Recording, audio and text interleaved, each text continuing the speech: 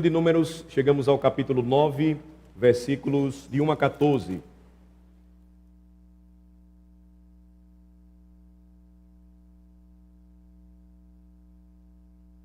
Semana passada tratamos um capítulo muito mais curto do que o anterior, conhecido como o maior capítulo da Bíblia. Tratamos do capítulo 8 e vimos Moisés, primeiramente, transmitindo com fidelidade a palavra de Deus a Arão. Vimos que, nesta ocasião, Arão, então, obedece a Deus, diferentemente do passado, quando no episódio do bezerro de ouro ele desobedeceu a palavra de Deus e cedeu à pressão do povo. E agora Arão está recebendo a palavra de forma fiel, porque ela também foi anunciada da mesma maneira por seu irmão Moisés, e ele faz exatamente o que o Senhor determinou. Então, foi esta uma ocasião especial, porque Arão agora obedece a palavra, e o que acontece no capítulo 8 é importante, nós vimos isso, porque o batismo e consagração dos levitas apontava para o batismo e a consagração de Jesus por seu povo. O batismo nos dias de Moisés, para aqueles homens que serviriam no tabernáculo, exigia deles purificação para o serviço, mas apontava para o batismo de Jesus, aquele que não precisava ser purificado por coisa alguma, mas estava se submetendo àquilo que era em nosso lugar, nos substituindo para cumprir perfeitamente o seu ministério. O que é que nós vamos ver hoje à noite? Capítulo 9, especificamente os 14 primeiros versículos, tratam da segunda Páscoa. É isso mesmo. A segunda observância da Páscoa é registrada aqui. Veja, nós estamos aqui cronologicamente a um ano da primeira Páscoa e do êxodo ocorrido no Egito, quando Deus marcou a libertação de seu povo, na noite em que os primogênitos do Egito foram mortos pelo anjo da morte, exceto os filhos dos israelitas, porque celebraram a Páscoa. Isso é muito importante. A primeira Páscoa acontece ali, e o que acontece, portanto, segunda vez agora, no deserto do Sinai, para que o povo continue a sua jornada, é muito significativo. Por quê? Porque é justamente a observância daquilo que o Senhor marcou na história do seu povo como uma grande libertação. Então, eu vou fazer a leitura agora da passagem e eu gostaria que vocês ouvissem. Números 9, versículos de 1 a 14. Falou o Senhor a Moisés no deserto do Sinai, no ano segundo da sua saída da terra do Egito, no mês primeiro, dizendo: celebrem os filhos de Israel a Páscoa a seu tempo. No dia 14 deste mês, ao crepúsculo da tarde, a seu tempo a celebrareis. Segundo todos os seus estatutos e segundo todos os seus ritos, a celebrareis. Disse, pois, Moisés aos filhos de Israel que celebrassem a Páscoa. Então, celebraram a Páscoa no dia 14 do mês primeiro, ao crepúsculo da tarde, no deserto do Sinai.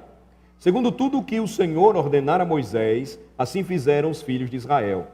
Houve alguns que se acharam imundos por terem tocado o cadáver de um homem, de maneira que não puderam celebrar a Páscoa naquele dia.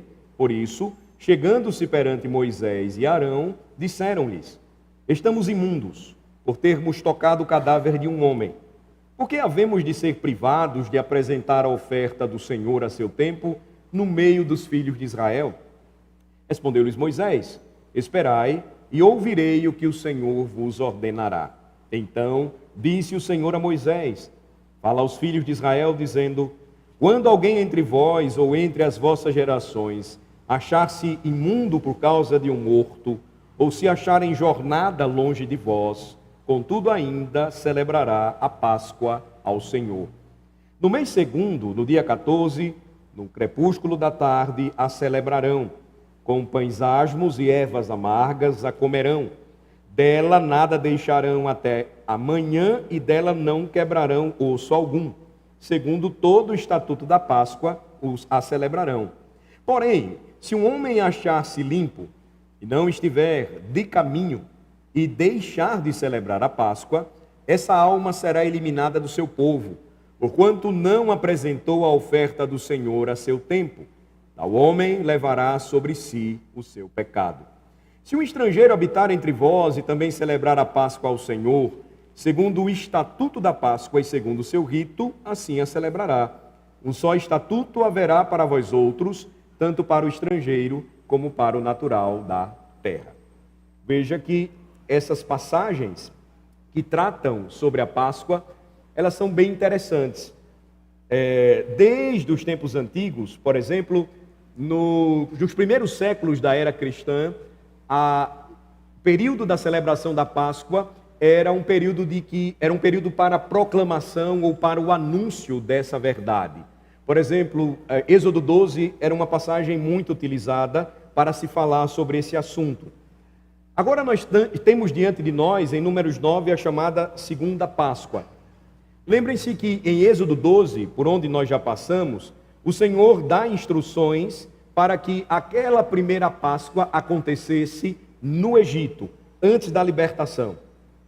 Lembrem-se que quando os israelitas se sentaram para comer a Páscoa, Deus ainda não havia cumprido o que a Páscoa simbolizava no próprio evento do Êxodo. Isso iria acontecer mais tarde. Agora, observem, Números 9, você vai perceber que enquanto os israelitas se preparavam para participar desta segunda Páscoa, eles podiam olhar para o passado. Eles podiam olhar para trás e ver o que Deus já havia cumprido. Sua promessa, sua fidelidade para com o seu povo, libertando-os da escravidão de Faraó. Literalmente, o sangue do Cordeiro da Páscoa foi o responsável pela vida dos israelitas, por eles estarem vivos. O anjo da morte, então, não os atingiu, mas atingiu o Egito, inclusive o primogênito de Faraó. Ali Deus estava determinando para os homens quem era o Senhor da vida. Faraó era visto como aquele que dava vida ao povo. Faraó era visto como aquele de quem todos dependiam para a vida. Na noite da Páscoa, o Senhor mostrou quem governava todas as coisas, todas as ações dos homens, inclusive suas próprias vidas. Então, irmãos, a Páscoa foi um evento de tremendo significado, e agora você tem este evento sendo rememorado segunda vez. Ou seja, muito havia acontecido no ano que passou, e agora o povo precisaria celebrar. Eu gostaria de destacar aqui nesta noite pelo menos 5 verdades. Eu gostaria de chamar a atenção de vocês sobre 5 verdades que nós podemos encontrar nesta passagem. E eu gostaria de seguir a mesma linha de raciocínio que nós temos usado para estudar juntos Números. Primeiro, observem que nos versículos de 1 a 3, nós vamos encontrar a graça de Deus sendo revelada aos israelitas no convite que ele fez aos filhos de Israel, para que chegassem até ele e participassem, celebrassem esta refeição pactual. Segundo, eu gostaria também que vocês pudessem encontrar comigo a conexão que há para a vida do crente entre o dever e o prazer de obedecer a palavra de Deus. E isso vai ser ensinado na maneira como os israelitas deveriam adorar o Senhor na celebração da Páscoa. Terceiro, que você também buscasse ver quão importante é para o crente ouvir a palavra de Deus e esperar por esta palavra.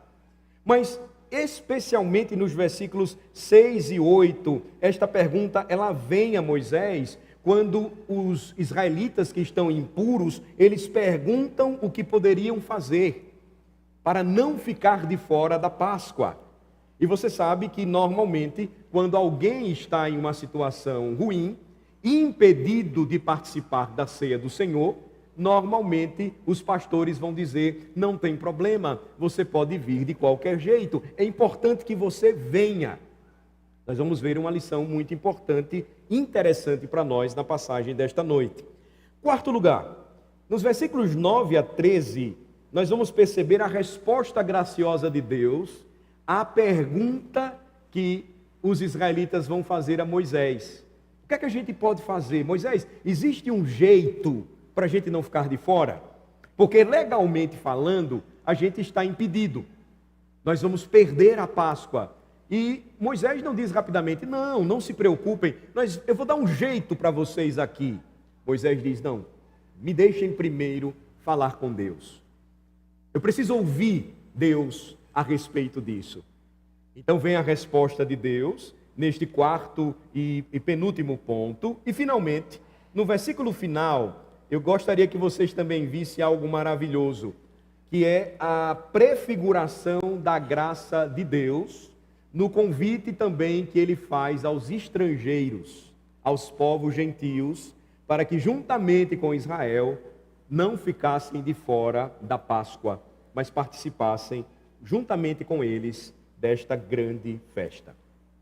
Então vamos olhar os pontos. Primeiro deles, veja como a graça de Deus é revelada aqui, por meio deste convite que ele entregou a Moisés, ordenando que os filhos de Israel fossem convidados para virem à segunda Páscoa. Veja a graciosidade do Senhor nesse convite. Versos 1 a 3, mais uma vez, por favor. Veja que o Senhor fala a Moisés no deserto e ele faz esse convite gracioso. Falou o Senhor a Moisés no deserto do Sinai, no ano 2º da sua saída da terra do Egito, no mês 1º, dizendo: celebrem os filhos de Israel a Páscoa a seu tempo. No dia 14 deste mês, ao crepúsculo da tarde, a seu tempo a celebrareis, segundo todos os seus estatutos e segundo todos os seus ritos a celebrareis. Eu gostaria que você entendesse hoje, meu irmão, como este convite feito por Deus, ele foi incrivelmente gracioso para os filhos de Israel. Observe, o Senhor está vindo a Moisés e, em essência, ele está dizendo o seguinte: Moisés, vá e diga aos filhos de Israel que venham jantar comigo. Era no crepúsculo da tarde, no cair da tarde, no fim do dia. Diga, Moisés, a eles para virem e celebrarem esta refeição comigo, porque eu os redimi. Diga que eles venham para celebrar a Páscoa pela libertação deles, pela comunhão que tenho com eles, por causa desta grande redenção que eu trouxe para eles. E a pergunta é, irmãos, por que isso teria sido tão especial? Lembrem-se, muita coisa havia acontecido no ano anterior. Esses mesmos filhos de Israel, apenas algumas semanas antes, estavam adorando o bezerro de ouro. E para Deus dizer: Moisés, vá até os filhos de Israel e diga a eles que eu ainda quero que eles venham à minha mesa, que eu ainda quero que eles celebrem a minha Páscoa. Esta é de fato uma palavra tremendamente graciosa da parte do Deus vivo. A primeira Páscoa fora do Egito, ela é feita nesse contexto, irmãos. É o próprio convite que Deus faz nos versículos de 1 a 3. E o que é que tudo isso indica? Indica que o perdão, ele sempre é iniciativa divina para conosco. Quando nós nos aproximamos de Deus e confessamos os nossos pecados, quando nós nos aproximamos de Deus e rogamos o seu perdão, jamais esqueçam isso, é iniciativa dele nos receber e nos perdoar. Antes de fazermos isso, nós já temos a certeza e a garantia do seu perdão. O que acontece conosco quando nós adoramos a Deus é didático. O Senhor está dialogando com o seu povo. Mas tudo isso, irmãos, está envolvido em profunda graça. Veja, Deus está indicando o seu perdão aos israelitas. Deus está indicando a sua tolerância para com os filhos de Israel, porque a Bíblia diz, ele é longânimo e misericordioso em perdoar. Eles mereciam, por suas ações, participar da Páscoa. Eles mereciam, por suas ações, vir a esta refeição pactual? Absolutamente. Eles mereciam, por sua fidelidade a Deus, vir até a mesa do Senhor, participar daquela refeição pascual, em comunhão com Deus vivo, absolutamente.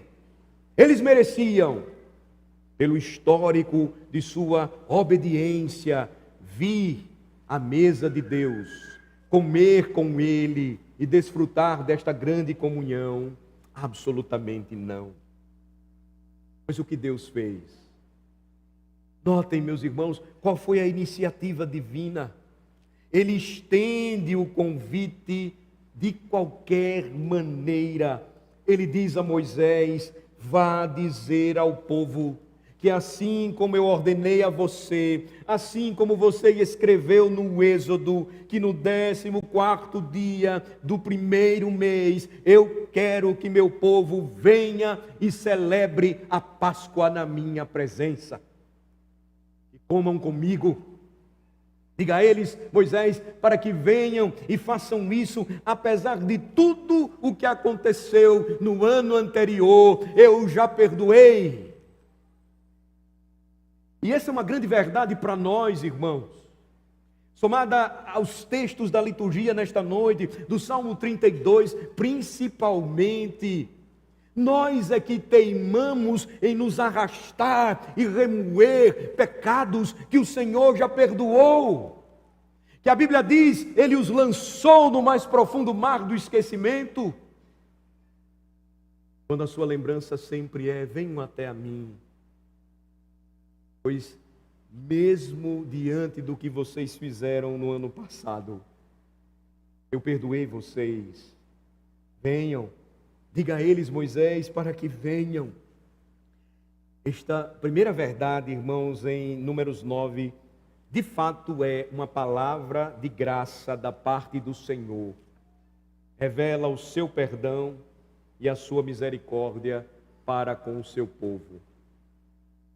Se você já leu a história do povo de Israel completa, os registros acerca da sua queda, seu segundo cativeiro, quando eles vão passar 70 anos sofrendo na Babilônia, uma leitura rápida, sem muito cuidado, vai nos levar a pensar que tudo aconteceu rapidamente. É fato que alguns juízos de Deus, eles vêm de repente, mas em geral, no tocante à maneira dele lidar com o seu povo, ele é extremamente paciente. Contabilizem quantos profetas ele enviou. Contabilizem quanto tempo esses homens pregaram. Contabilizem quanto choro foi derramado, quanta exortação foi feita, quanta verdade foi anunciada até que o povo sucumbisse. Deus primeiro mandava pragas para que o povo se arrependesse. Veja, reprodução do que aconteceu com Faraó. Vidas nos corpos, doenças, mandava fome, eram pré-juízos ou microjuízos, até que então viesse a derrota completa. Deus estava lembrando ao seu povo, mais uma vez aqui, que no tocante à sua misericórdia e à sua graça perdoadoras, Ele é demorado demais para nos castigar. Esse é o ponto.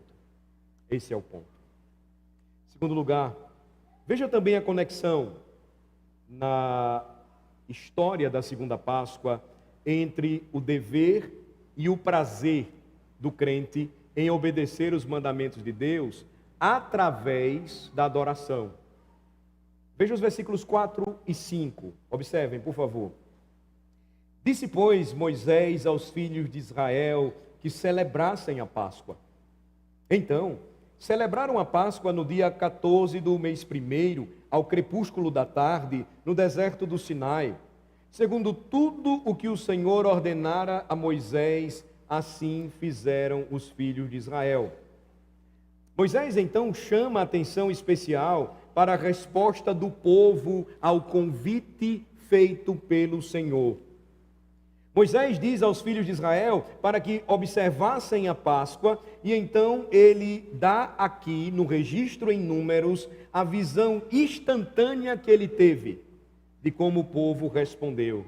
No verso 5, observem: então celebraram a Páscoa, segundo tudo o que o Senhor ordenara a Moisés, assim fizeram os filhos de Israel.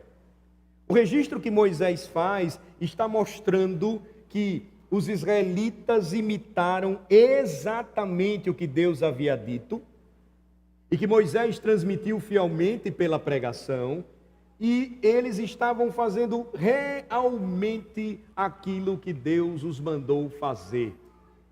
Eles estavam, irmãos, unindo obediência, dever e deleite, prazer.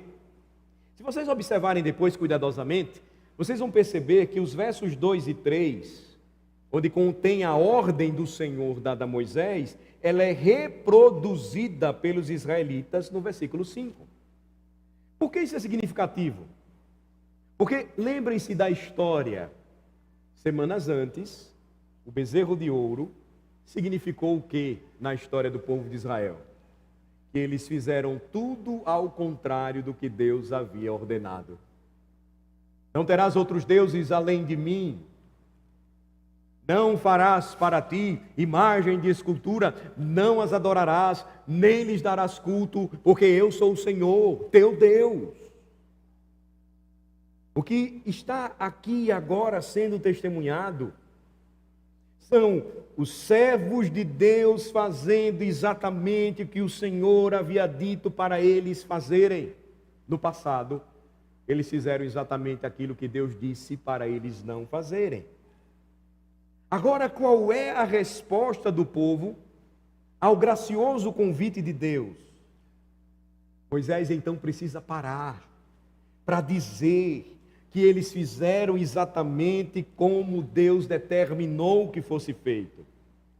E o que eu queria, irmão, que você visse nesta noite, em resposta ao gracioso convite de Deus, é que os filhos de Israel agora entenderam que o dever de obedecer não deve ser penoso para o servo de Deus, mas ele deve envolver sempre o prazer e a satisfação de agradar a Deus por meio da obediência.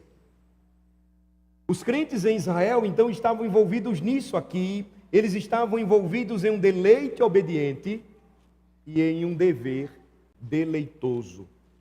Eles seguiram os mandamentos de Deus, eles seguiram as instruções do Senhor, eles seguiram os imperativos de Deus em tudo aquilo que ele exigiu e não reclamaram disso, nem choramingaram. Eles se deliciaram em fazer exatamente como Deus lhes mandou fazer. E por que isso é importante, irmãos, para nós nesta noite? Porque muitas vezes é dito para nós que na vida cristã nós precisamos passar do dever para o deleite. Como se o dever fosse algo menor para nós e que o prazer fosse algo maior e que por vezes nós não conseguimos desfrutar. Mas veja, quando os filhos de Israel entendem o que Deus queria para eles, eles não conseguem enxergar isso de maneira separada, mas eles começam a ver o dever e o prazer de servir a Deus na adoração caminhando juntos. Em outras palavras, o dever deles era o seu deleite e o deleite deles era o seu dever. Era a obediência agora sendo praticada da forma certa. Quem disse isso para nós no Evangelho de João? Vocês lembram? João capítulo 14, por favor, vamos para lá. Evangelho de João, capítulo 14.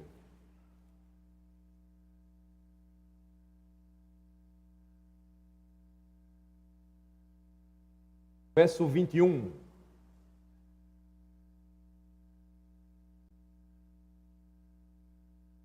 João 14, 21 diz: Aquele que tem os meus mandamentos e os guarda, esse é o que me ama. E aquele que me ama será amado por meu Pai, e eu também o amarei e me manifestarei a ele. Quem disse isso? O Senhor Jesus Cristo.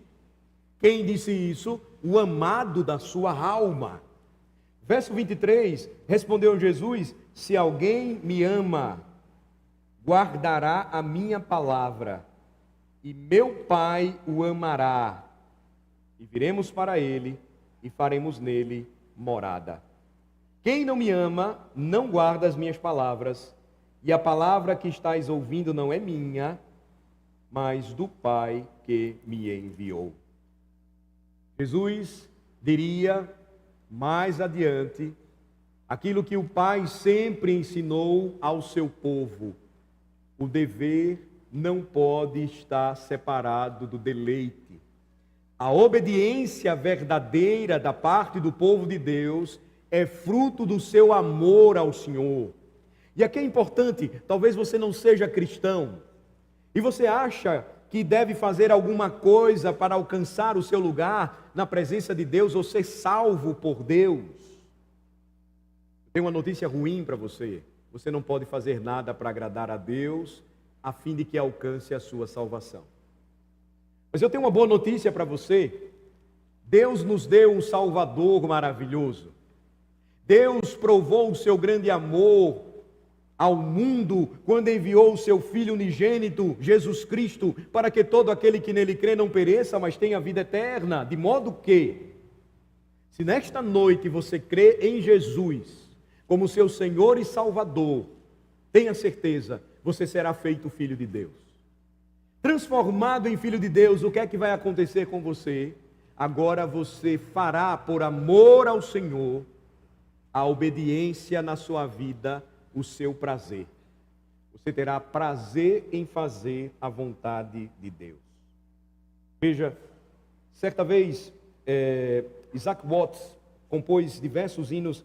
Em uma de suas paráfrases, que fala sobre a nossa adoração a Deus no céu, ele escreveu: onde todo o nosso dever é deleite, todas as nossas canções são louvores. Quando você se deleita em Deus, você se alegra em fazer aquilo que Ele manda. Por isso que uma liturgia cristã, ainda que seja reverente, ainda que seja solene, ainda que seja ordenada, ela não é isenta de alegria, de prazer. Você pode sofrer um impacto inicial, porque o que se prega e o que se pratica hoje no moderno movimento evangélico é uma desassociação disso. Para que você tenha alegria, para que você tenha satisfação, é importante que você faça algo diferente do que ensina a palavra. Mas quando você entende as coisas, o que ocorre é totalmente o inverso. A partir da obediência, você encontra deleite, porque você sabe que está fazendo a vontade de Deus. Os filhos de Israel estão respondendo assim aqui. E não é de se admirar. Eu quero dizer, eles estão percebendo, irmãos, a mão graciosa de Deus em tudo isso. Então qual é a atitude deles? Não é aquela que muitas vezes nós dizemos assim: mas por que a gente precisa fazer isso? Isso é tão chato. Eles não dizem assim: mas por que eu tenho que obedecer todas essas regras e todos esses ritos para celebrar a Páscoa? Eu não poderia celebrar a Páscoa do meu jeito? Não, a resposta deles é: o Senhor quer dizer que eu posso participar da Páscoa. É isso que o Senhor está dizendo. Nós erramos no passado, nós fizemos tudo errado. E o Senhor está dizendo que depois de tudo que eu fiz neste último ano, eu posso jantar com o Senhor, eu posso participar da tua mesa, ter comunhão com o Deus vivo. É isso que o Senhor está dizendo, é isso que o Senhor está dizendo para mim. Então eles se dirigem a Moisés e eles não reclamam. Eles dizem: Moisés, diga para nós o que nós devemos fazer exatamente. Moisés, nós queremos fazer tudo exatamente como Deus está dizendo para que façamos em sua palavra, porque eu posso ter participação nessa Páscoa. E eu estou tão feliz, Moisés, por poder obedecer a Deus. Eu estou me deleitando nisso e eu quero fazer isso. Vocês sabem que Jesus conta uma história muito associada a esse tema aqui. Vamos para Lucas capítulo 16.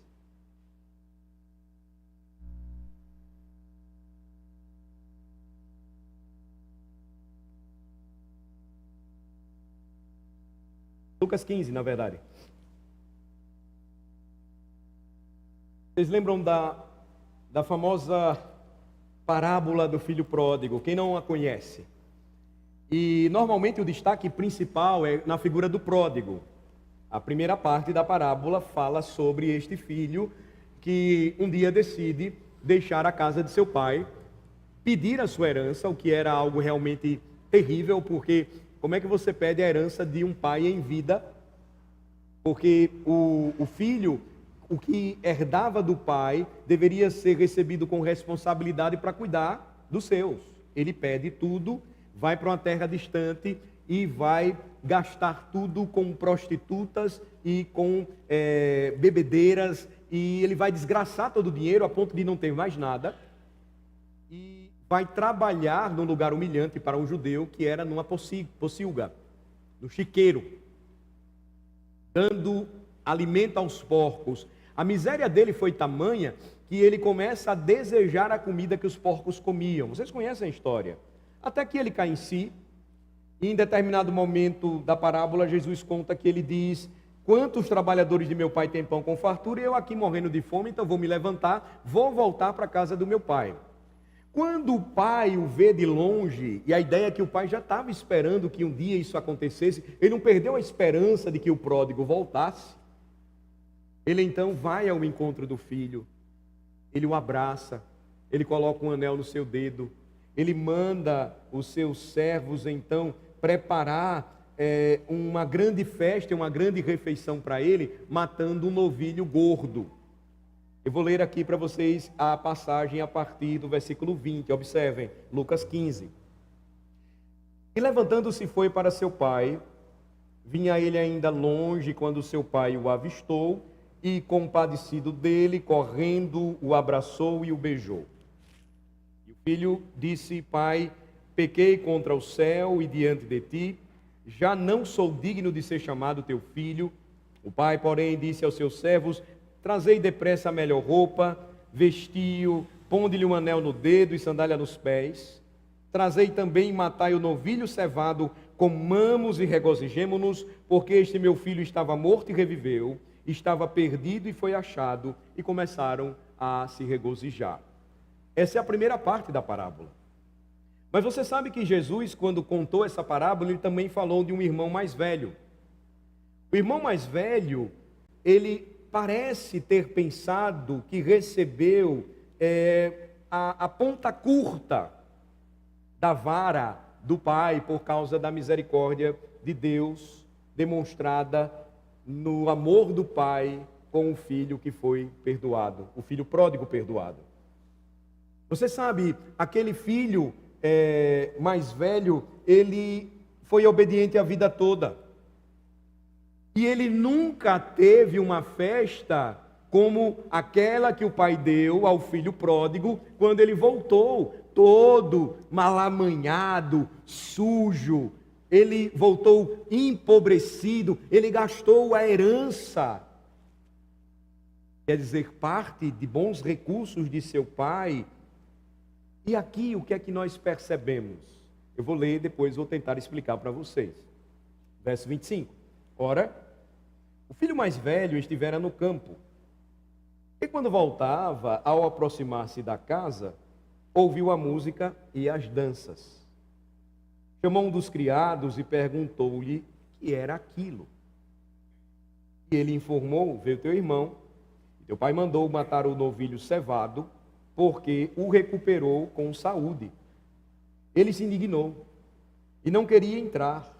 Saindo, porém, o pai procurava conciliá-lo, mas ele respondeu a seu pai: há tantos anos te sirvo, sem jamais transgredir uma ordem tua, e nunca me deste um cabrito sequer para alegrar-me com os meus amigos. Vindo, porém, esse teu filho, que desperdiçou os teus bens com meretrizes, tu mandaste matar para ele o novilho cevado. Qual é o exemplo do filho mais velho daquele pai? Ele tinha uma atitude, e a sua atitude era de obedecer, mas ele obedecia relutantemente. Ele não tinha obediência com deleite. Ele não tinha dever e prazer associados, mas o seu dever, ele era relutante. Veja, o problema não era o dever, porque ele precisava ser obediente. O problema era a relutância dele em enxergar o seguinte. Olha o que o pai vai dizer. Verso 31. Meu filho, tu sempre estás comigo, tudo que é meu é teu. Quer que eu explique isso melhor para você? Você não consegue entender a alegria de alguém que se converteu recentemente e dá maior valor à ceia do Senhor, que você por anos obedece, vem, toma, mas não faz nenhuma diferença para você. Seu dever sempre foi relutante. Você relutou tanto em obedecer que você perdeu o prazer de vir à casa de Deus. De modo que você não conseguiu enxergar o seguinte: a alegria do seu irmão recente, na verdade, tem sido a sua alegria por décadas. Meu filho, você está na minha casa, todo dia você come da minha mesa. Que privilégio pactual. Você janta comigo, ele estava longe, fora, perdido, enquanto você sempre esteve aqui. Isso acontece por vezes com muitos de nós, porque nós não conseguimos associar a obediência ao deleite. Sabe o Salmo 122? Está bem longe da gente. Alegrei-me quando me disseram, vamos à casa de Deus. Sabe que o seu filho cresce, e depois que cresce ele não quer saber da igreja, muitas vezes, porque ele nunca viu essa alegria e esse deleite no seu coração.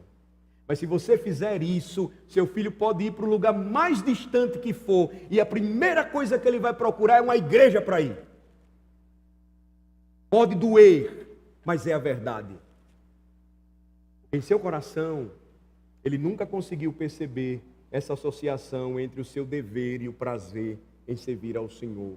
A importância e o valor que muitas vezes nós não damos à casa de Deus, porque parece que nós fazemos isso por obrigação.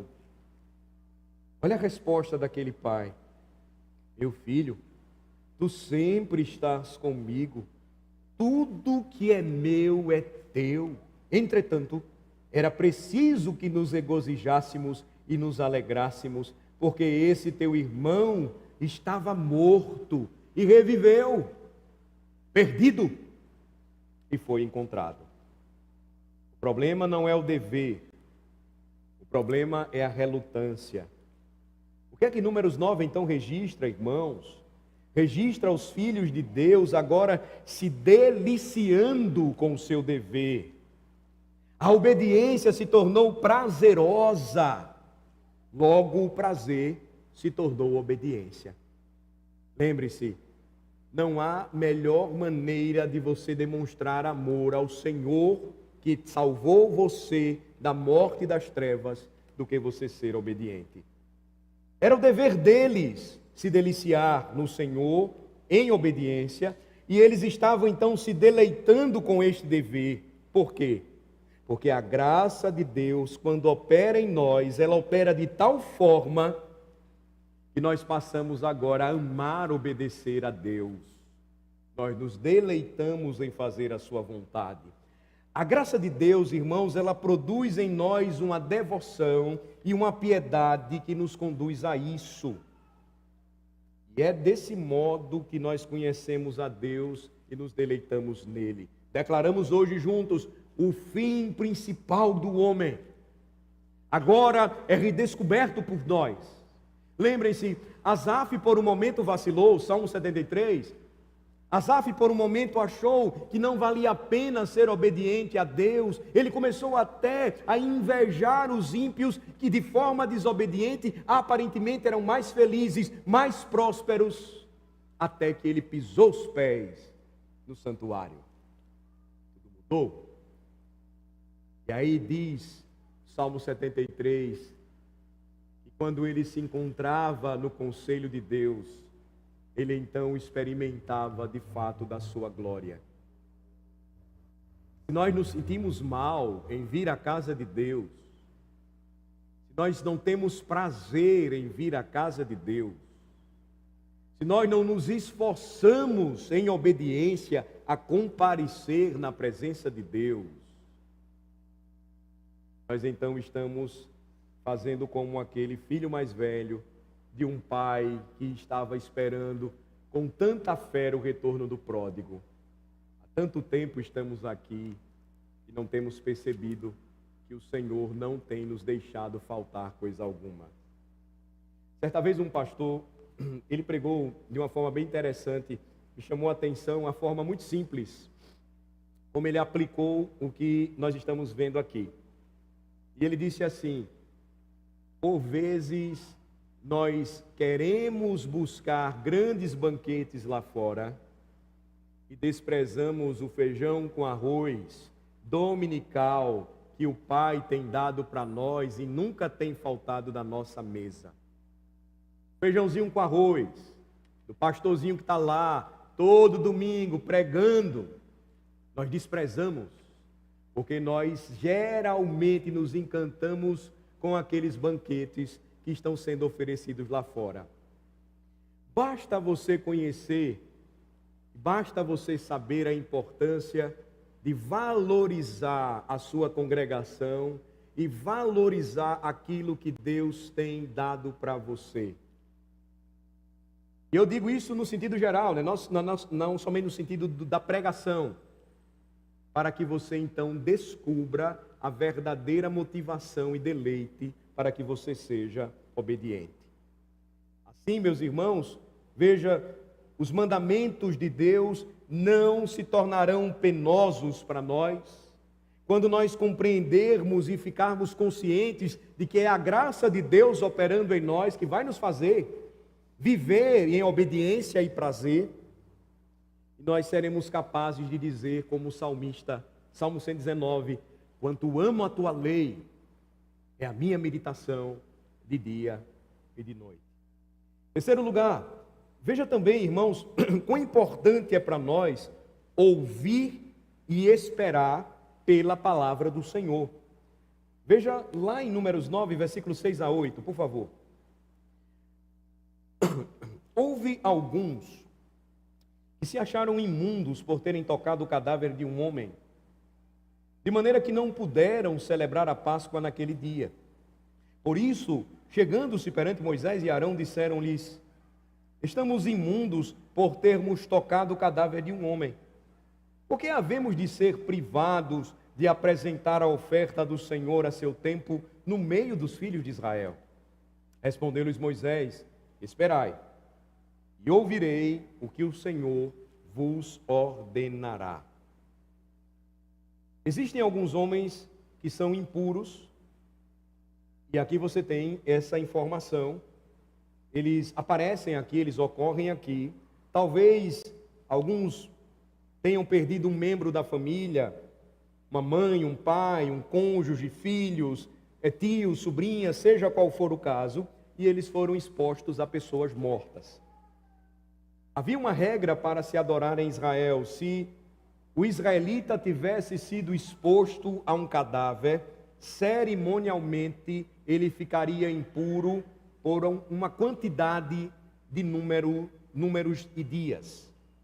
Ou seja, alguns dias ele não poderia adorar a Deus, não poderia participar da adoração.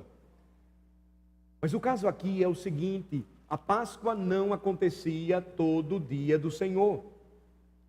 Era uma festa daquelas chamadas festas anuais do povo de Deus. E se você se encontrasse cerimonialmente impuro neste período, você teria que esperar mais um ano inteiro para poder participar dessa grande celebração. Então o que aqueles homens fizeram? Eles se dirigem a Moisés e eles vão dizer o seguinte: estamos tão impressionados com este convite da graça de Deus, Ele nos deu esse convite, mas nós acabamos de chegar de um funeral, por exemplo. Acabamos de chegar perto de defuntos, cadáveres, estamos impedidos, não podemos ir. Não teria Moisés alguma forma de resolver esse problema para a gente? Alguma espécie de provisão para que pudéssemos desfrutar da glória desta comunhão com Deus na celebração da Páscoa? Veja que Moisés não diz: sem problema, irmãos, venham como vocês estão, esqueça isso, apenas venham. Não, veja a resposta de Moisés no verso 8: esperai e ouvirei o que o Senhor vos ordenará. Ou seja, o que o Senhor ordenará a seu respeito. Veja a humildade de Moisés. Ele é o mediador de Deus, ele é o profeta do Senhor, ele é o porta-voz do Senhor para Israel, e ele não diz assim: veja, eu tenho autoridade para dizer o que vocês podem fazer ou não. Ele não diz isso. Ele diz: senhores, eu preciso primeiro perguntar a Deus o que é que Ele acha disso, e vocês vão ter que esperar a resposta dele. Moisés não se sente no direito de suspender o mandamento de Deus, ele não tem o direito de superar a palavra de Deus. Então o que é que ele diz? Esperem, deixem-me primeiro ir até o Senhor e perguntar a Ele. Ele não pode aprovar isso sozinho. Então ele vai até ao seu chefe. Muito bem, Moisés. Veja, essa é uma atitude que por vezes não se encaixa tanto para nós. Mas veja como é interessante, como ela deve se aplicar para nós hoje. Eu tenho que ir à palavra e tenho que ver o que a palavra diz sobre isso. É o que Moisés está ensinando. Moisés não desconsidera que aqueles homens desejavam participar da Páscoa. Eles queriam ter comunhão com Deus. Na verdade, o próprio fato de Moisés escutá-los e dizer: esperem, eu vou consultar o Senhor, mostra a disposição dele de interceder em seu favor e também reconhecer que aqueles homens estavam com os corações animados, desejosos de participar daquela comunhão. Em outras palavras, ele não está tentando apenas encontrar alguma brecha na palavra de Deus, mas ele está tratando a situação de maneira séria, respeitando o desejo daqueles homens, mas isso não poderia avançar além do que Deus determinou. Então, eles têm um desejo de comunhão, eles querem realmente entrar na presença do Senhor para a participação da Páscoa, e agora eles vão precisar exercitar a paciência. Eles só podem comungar com Deus vivo através da sua palavra, e por isso eles precisam esperar pela palavra de Deus. Meus irmãos, desde os tempos antigos até os dias de hoje, o povo de Deus sempre foi um povo guiado pela palavra, conduzido por ela. Em várias fases da história da igreja, toda vez que doutrinas de homens se colocaram no meio da igreja, isso trouxe prejuízo. Quando a palavra, simplesmente a palavra, ela foi anunciada, proclamada e ensinada, houve então transformação, comunhão e consagração com Deus. Esse é o terceiro ponto, a terceira verdade.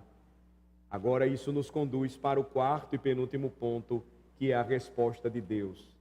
Ela envolve uma provisão graciosa, mas também uma solene advertência. Quarto ponto, você tem a resposta graciosa de Deus, trazendo provisão, mas também exortação.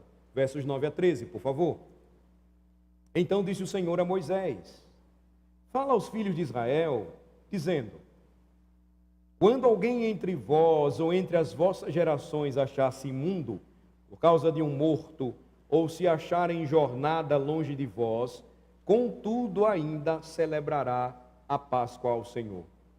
No segundo mês, no dia 14, no crepúsculo da tarde, a celebrarão. Com pães asmos e ervas amargas a comerão. Dela nada deixarão até amanhã, e dela não quebrarão osso algum. Segundo todo o estatuto da Páscoa, a celebrarão. Porém, se um homem achar-se limpo e não estiver de caminho, e deixar de celebrar a Páscoa, essa alma será eliminada do seu povo. Porquanto não apresentou a oferta do Senhor a seu tempo, tal homem levará sobre si o seu pecado. O Senhor então vai responder à preocupação sincera daqueles israelitas.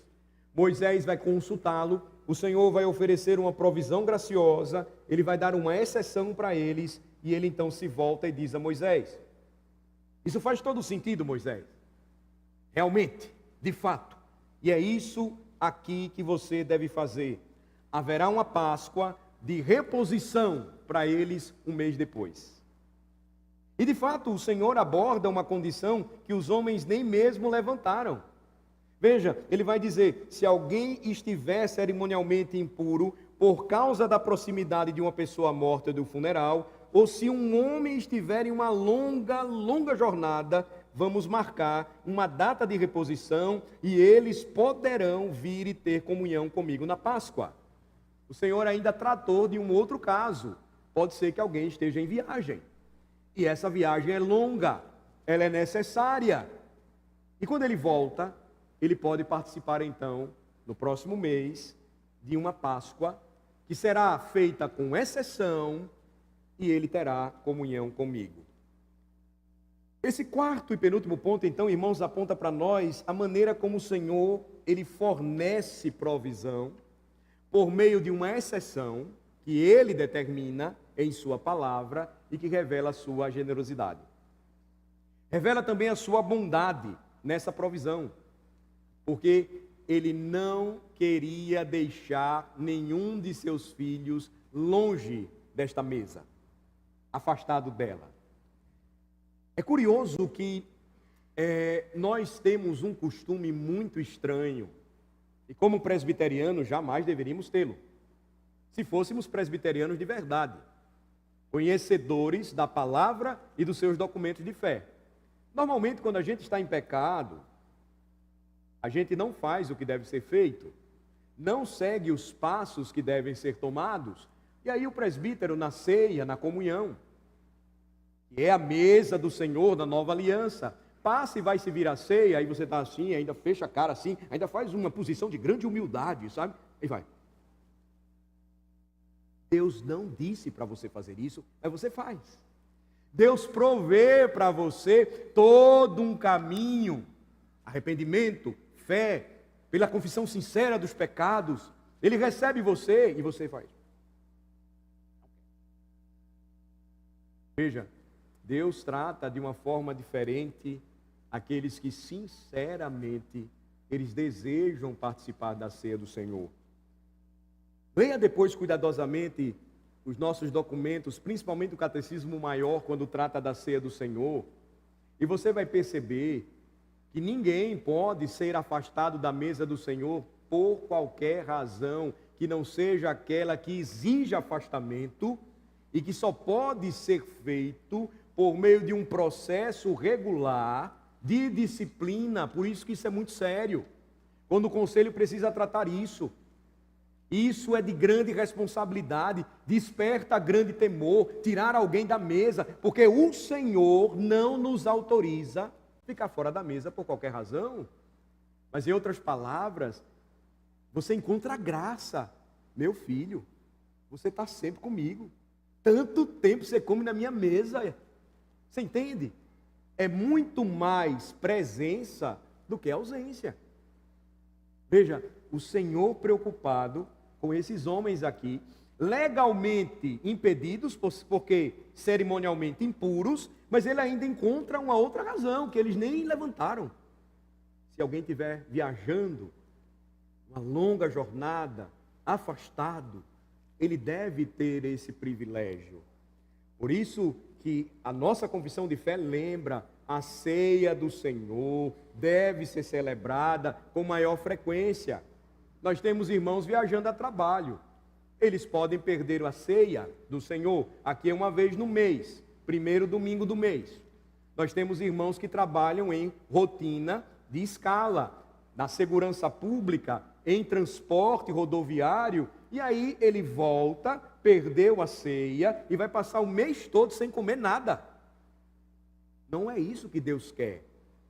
Agora, quando você entende a relação entre o dever e o prazer, então a ceia vai ser importante para a gente. Por quê? Porque é do interesse de Deus que isso aconteça. Se na Páscoa, que era anual, ele dá tanto valor, imagine naquela comunhão que era constante, chamada de paz, que é o cumprimento da ceia do Senhor. A ceia, então, é uma refeição em que tudo isso é lembrado por Deus para nós. Agora, veja a advertência no versículo 13. Ele diz assim também: porém, se um homem achar-se limpo, cerimonialmente ele está, beleza, e não estiver de caminho, ou seja, não está viajando, e deixar de celebrar a Páscoa, essa alma será eliminada do seu povo. Quanto não apresentou a oferta do Senhor a seu tempo, tal homem levará sobre si o seu pecado. Não sei se você consegue associar aqui rapidamente um episódio que deve ter surgido na mente de Moisés na hora que ele estava escrevendo isso. Vocês lembram que uma vez Deus quis matar Moisés? Vocês lembram? Lá em Êxodo, no episódio da sarça que ardia e não se consumia, Deus deu uma ordem a Moisés: circuncida teu filho. Moisés não fez. Deus quis pegar ele para matar. Porque não havia nada que o impedisse de fazê-lo, mas ele quis agir do jeito dele. Cristão, vigie. Você que vive faltando culto, a convocação do Senhor é sério. É sério. Você pode ser eliminado do povo se você não tiver uma razão plausível para faltar. Entende? Você pode não estar viajando, você pode não estar trabalhando, você pode não estar doente, mas simplesmente é aquela boa, desgraçada e destruidora preguiça, dureza do teu coração. Tenha cuidado. O Senhor sempre levou a sério a reunião solene. Hebreus 10, não deixemos de congregar-nos como é costume de alguns.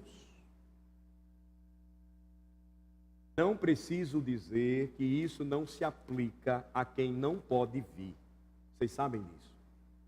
Eu estou dizendo a quem tem condições e deve vir, mas não vem.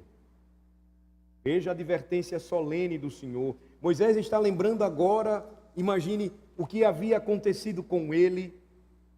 Ele não obedeceu ao mandamento de Deus de circuncidar o seu próprio filho. Ele violou o mandamento de Deus. Ele falhou no que Deus havia dito para ele fazer com respeito ao sinal da circuncisão. E agora ele estava ali. Ele era o mediador. E ele estava alertando o povo sobre a negligência quanto à Páscoa. Então o aviso de Deus nos lembra assim. Nos lembra que Ele é amoroso, misericordioso, cheio de graça, mas ele também é santo. E qual é o mandamento que nós encontramos na palavra, a Escritura Sagrada, Antigo e Novo Testamentos, nossa única regra de fé e prática? Sede santos, porque eu sou santo.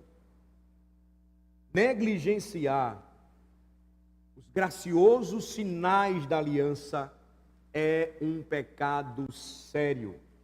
Nossa própria confissão de fé nos lembra disso. Portanto, cuidado, cristão.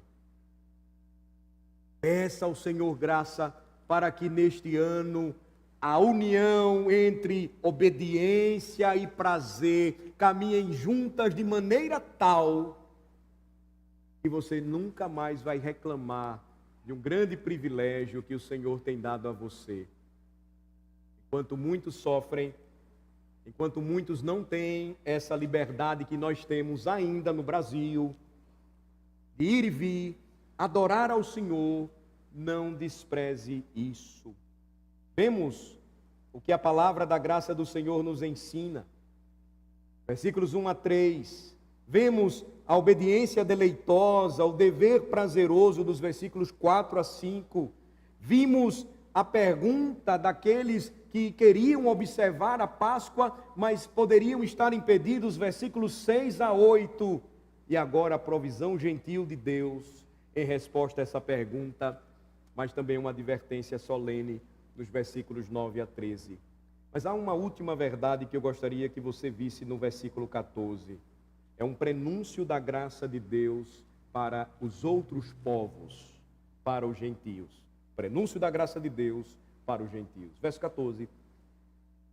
Se um estrangeiro habitar entre vós, e também celebrar a Páscoa ao Senhor, segundo o estatuto da Páscoa e segundo o seu rito, assim a celebrará.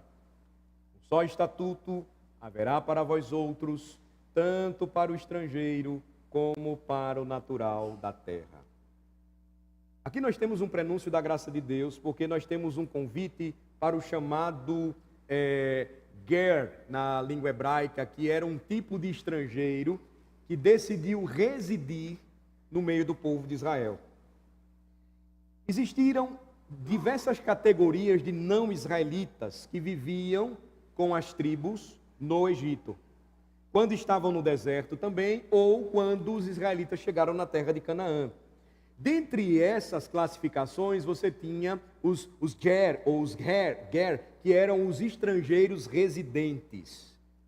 E eles eram pessoas ligadas a uma família hebraica. Eles não tinham sangue hebreu, eles poderiam ter vindo de Midian, eles poderiam ter vindo de Moabe, eles poderiam ter vindo de Canaã, eles poderiam ter sido de outra região, egípcios, por exemplo, enfim. Eram estrangeiros que residiam no meio do povo de Deus. Eles tinham se ligado a uma família, eles tinham crido e confessado o Deus de Israel, mas eles não tinham sangue hebreu. Logo, eles não eram da linhagem de Abraão, mas eles tinham confiado e entregado suas vidas ao Deus de Abraão, de Isaque e de Jacó. Seus homens tinham sido circuncidados, recebendo o selo da aliança no passado. E o que Deus está dizendo aqui a Moisés? Moisés, até mesmo os gentios ou estrangeiros crentes, esses estrangeiros que residem no meio de vocês, devem vir à mesa da Páscoa. Porque haverá uma regra para os hebreus e também para os não hebreus que creem e confessam o meu santo nome. Eles devem vir à mesa da Páscoa, eles devem celebrar também a minha graça, a minha redenção, eles devem desfrutar de comunhão comigo. É o que o verso 14 então diz, encerrando a passagem desta noite. E o que é que ela nos lembra? Nos lembra o que o apóstolo Paulo escreveu aos Romanos no capítulo 2. No capítulo 2 do livro de Romanos, Paulo escreve que o verdadeiro Israel não é segundo a carne, mas o verdadeiro Israel é o do coração da fé, da confiança nas promessas de Deus, e isso sempre foi verdade. Está aqui em Números 9. Mesmo modo, irmãos, que no livro de Ester, muitos persas chegaram à fé salvadora no Deus vivo e foram circuncidados e recebidos no número do povo de Deus. Assim também esses estrangeiros residentes são convidados pelo Senhor à mesa da comunhão, para que participassem da Páscoa.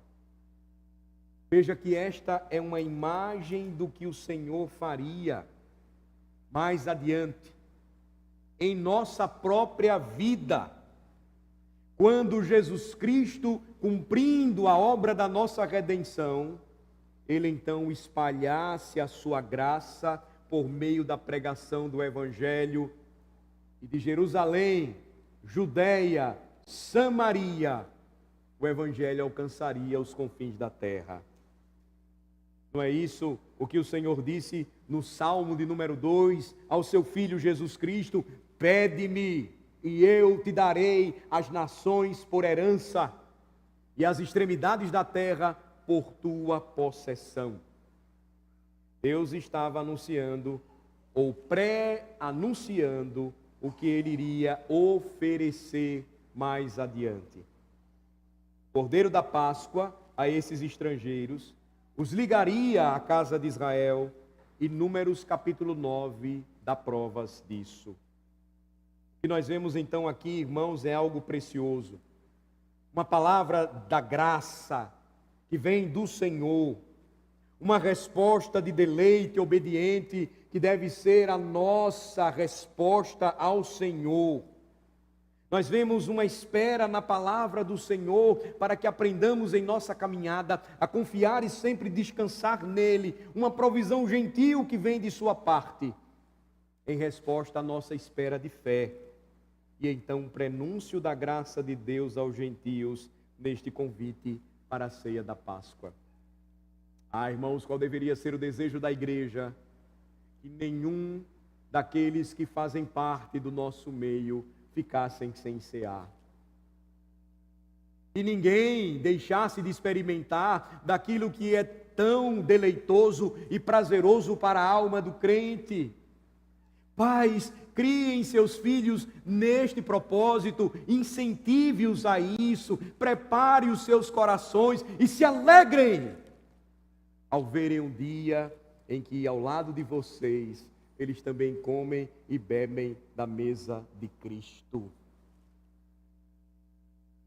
Pecador, nós não somos diferentes em nada de você.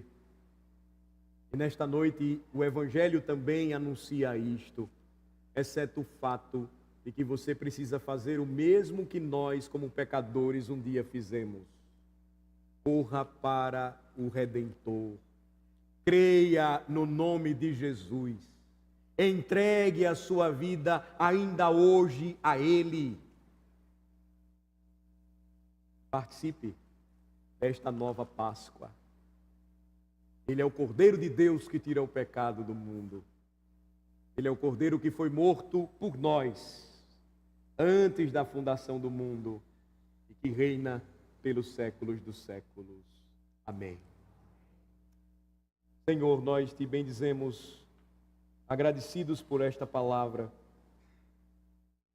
Te pedimos, Senhor, que ao chegar à tua mesa, toda vez que fizermos isso, que tu tragas estas verdades à nossa memória, que elas estejam, Senhor, bem presentes em nosso coração, que é pela tua palavra da graça que viemos a existir, feitos nova criação, que é o nosso dever vir à tua presença e comungar da tua mesa, mas é um prazer também para nós cumprir esse dever, porque tu és, ó Senhor, a nossa herança, o nosso deleite maior neste mundo.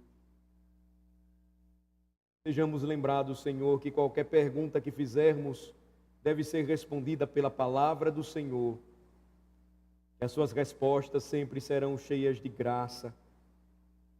Que tua graça, Senhor, para conosco, nos faça sempre desejar que as nações se sentem com a igreja à mesa do Senhor, e que a terra esteja um dia tão cheia do conhecimento do Senhor Jesus Cristo, que esteja tão cheia do conhecimento de Jesus, assim como as águas cobrem o mar.